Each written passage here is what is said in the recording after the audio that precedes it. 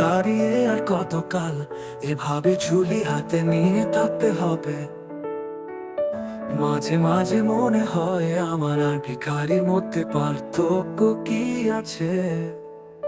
ভাগ্যের পরিবর্তন কখনো কি হবে না।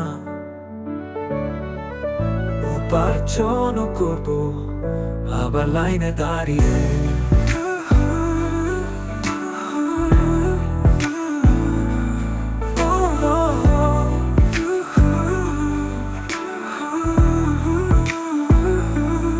অসহায়ের মতো প্যাকেজগুলো নেব, কি অদ্ভুত কিসের উকাশ।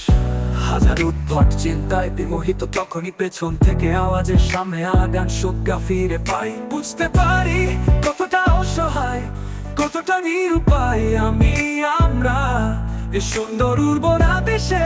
কেন খাদ্যের জন্য হাহাকার থাকবে? খাদ্যদ্রব্যের মূল্য কেন আমাদের হাতে নাগালের বাইরে থাকবে? আবারও পেছন থেকে আওয়াজ আসে, সামনে আগান। ক্লান্ত পরিশ্রান্ত দেহে সামনে এগিয়ে যায়। টিসিবির পণ্য নিতে সে কাজে ফেরা হবে না আজ। কোন প্রকার ইনকামও হবে না আজ। আমি চলবো কি করে?